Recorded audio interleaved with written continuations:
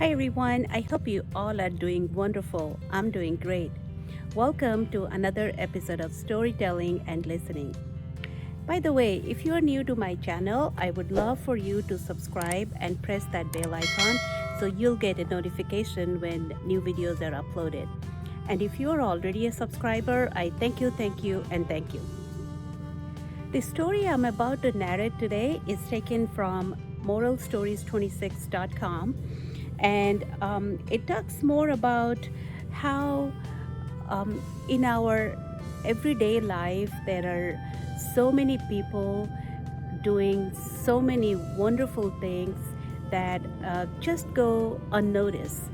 We only happen to hear about great people doing all this wonderful work in the media or read in the newspaper, but there are thousands and thousands of people that just go unnoticed, and they are the true great people in my view. The story goes like this. There used to be a king, and one day he came to meet a scholar, and he asked the scholar that, is there a person who is great but not famous? And the scholar obviously smiled and said, of course there is. And he said that we do know most of the great people around the world, but there are many people that are doing great things that are not known. The king said, how is that even possible? How can you do great things and not be known? And then to that, the scholar said, well, let's take a walk and I'll show you many people like that. So they headed toward the next town.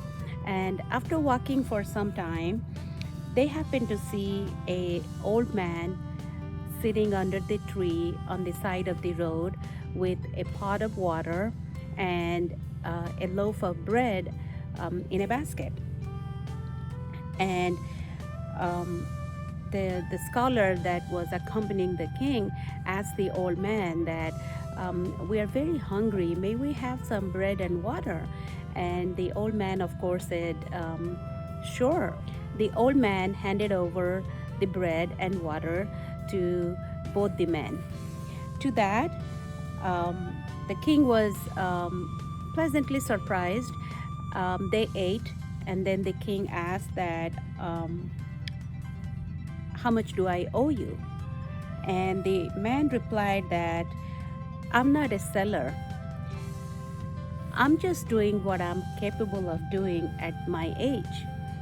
My son owns a factory where he makes bread, and instead of sitting at home doing nothing, this is the best time that I can spend by helping travelers who could be hungry and thirsty.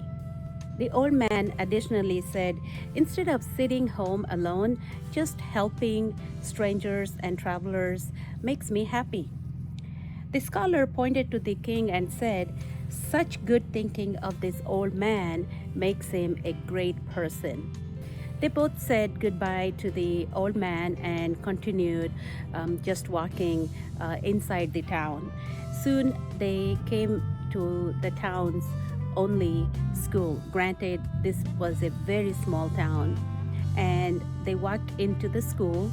They found one teacher teaching a lot of students in one classroom.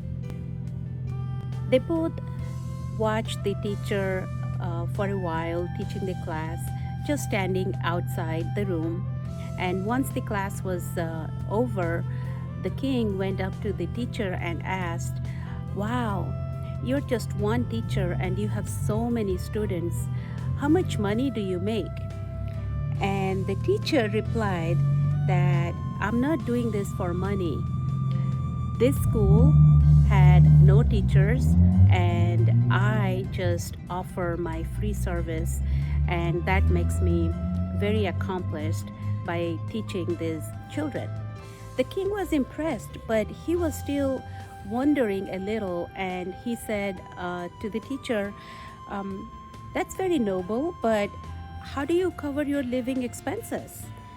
To that, the teacher replied that from my childhood until today, by the grace of God, I was provided with food, shelter, and clothing, and I can manage with that.